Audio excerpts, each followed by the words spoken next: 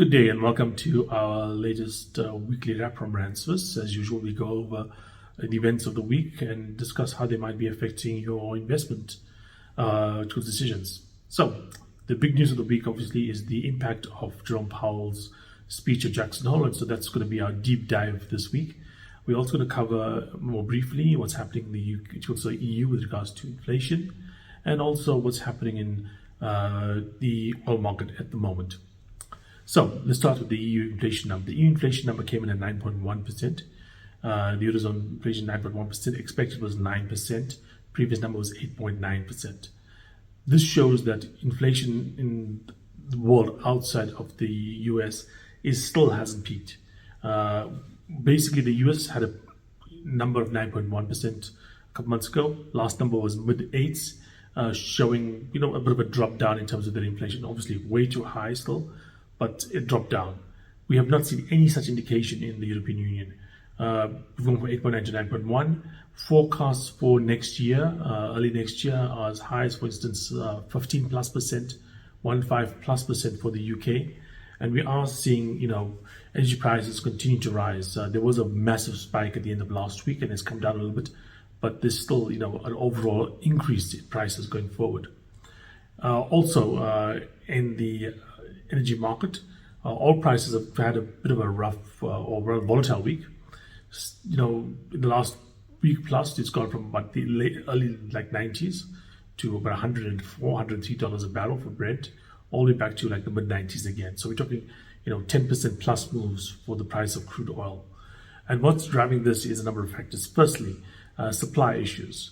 There has been hope that we are going to see some kind of deal with regards to Iran's nuclear ambitions. If we can get Iran's ambitions on nuclear program back under control at a level that the US and Europe is happy with, Iran could enter the global oil market more vigorously, which would add a lot of supply to the market and make some of the extreme cases of price hikes go down a bit. So that's one positive in terms of the oil price. In the other way, we also have continuing buying from Europe with regards to energy. At the moment, energy basically is the key demand for Europe. It's what's driving much of the inflation that we're seeing at the moment. It's what's really worrying policymakers. And so because they have so much money, the Europeans are able to go out and buy whatever they can. And they're buying mostly natural gas, but they're also increasing things such, for instance, some petroleum products as well. So that's obviously driving demand up a little bit. Now, with regards to demand, from the negatives coming through, recession. Because people are spending so much more because of the higher price of oil, higher price of gas and so on energy, on food, and all the other kinds of things out there, they basically are spending less on driving, on traveling. And that means that some of the demand that we have seen for oil has been destroyed. So there's this demand destruction that happens when you have prices that are very high. So they have these balancing factors. We have, for instance, of course, the continuing war in the Ukraine. We have, of course, what's happening in China with regards to COVID lockdowns. There's a bit of a opposing kind of viewpoints here.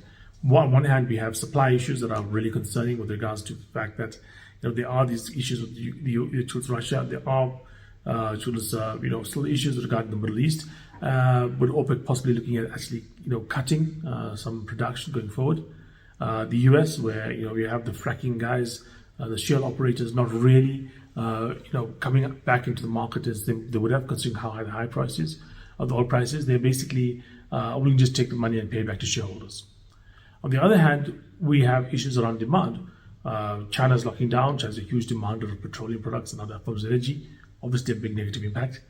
We have a recession globally that's possible coming about, obviously impacting things. Higher prices on their own cause demand to fall. But we also have some signs that there are positive things out there. For instance, we are seeing, India just came out with 13-14% GDP increases for the last quarter.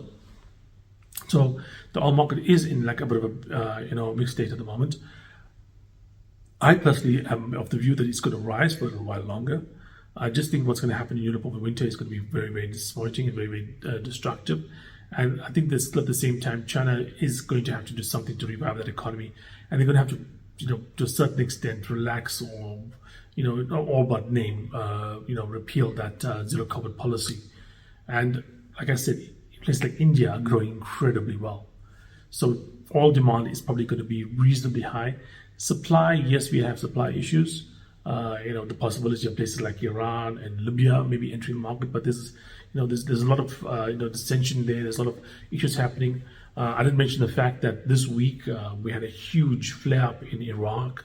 Iraq is next to Iran. They're like neighbors, and Iraq has had this massive, bout, like a day or so of sectarian violence when their leader basically resigned because of infighting, and so you had a lot of violence occur until he basically came back the next day and said, "Okay, I'm back." Obviously, the country can't live without me, so I've got to return. And that also is another flare point for issues that might disrupt oil supply. Okay, so right now the oil market, yes, there are concerns about recession. Yes, there are concerns that some players might be entering the market with large quantities, but I still think the overall balance of what's happening right there is more to the upside. And finally, I'm coming down to Jerome Powell's speech. So let's just go over what he said and give you an idea as to what I think the important idea to look at, ideas to look at from there is, and what you can take from there to basically make your investment decisions. So basically what he said in a nutshell is this: the Fed is still going to be aggressively hiking going forward. That's kind of what he said. He couched the words that he's willing to basically tolerate pain for businesses and individuals if it means getting inflation under control. That's what the US Fed is doing at the moment.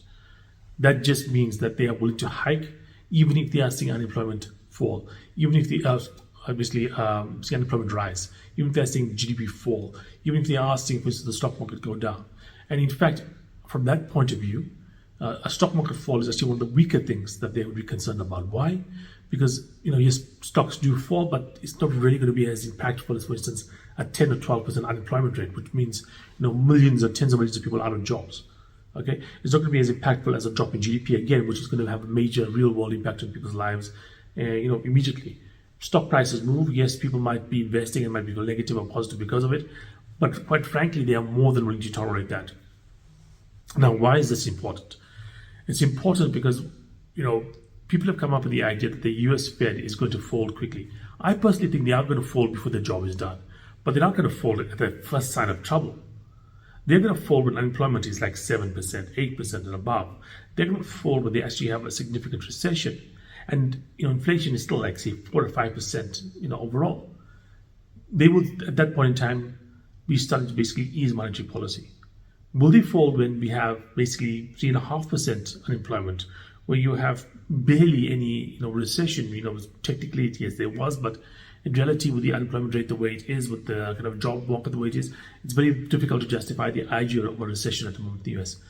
Why would the US be folding, or US Fed be folding in that kind of environment? Why would they basically be reversing policy when there's barely any pain in the market at the moment? And there's barely any kickback right now.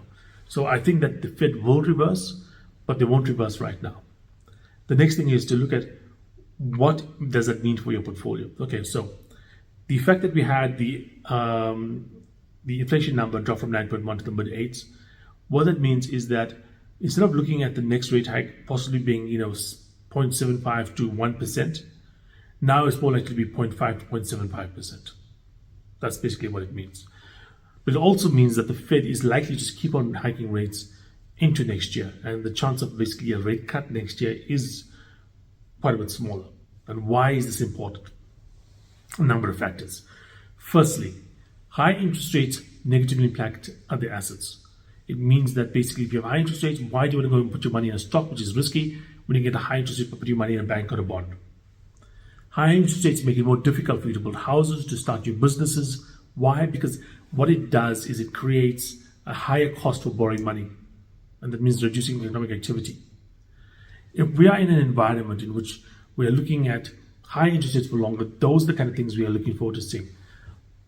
House prices dropping, asset prices dropping. And those are the kind of things we are seeing right now.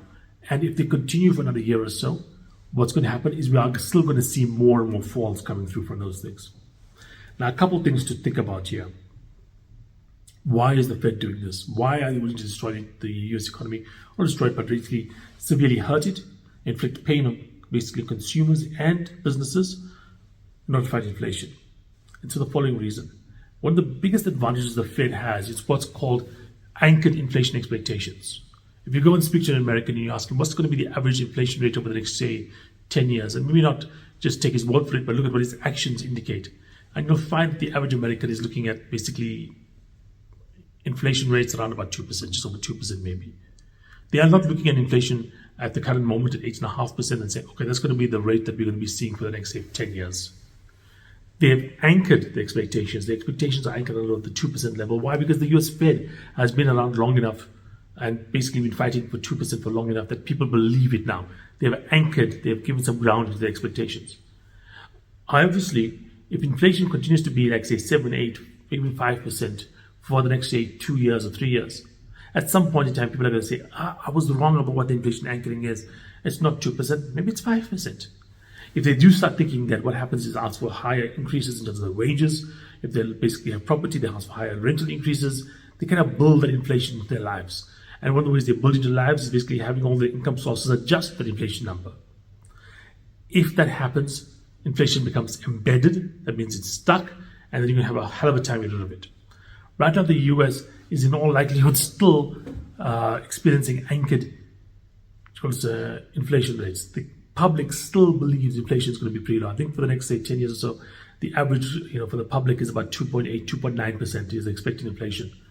That's more than, you've got to more than double that to basically get to the current inflation rate. The fact that they're looking at, like, say, less than a third of the current inflation rate as being the expected interest rate, or inflation rate for the next decade shows just how strong that belief in the US Fed's power is.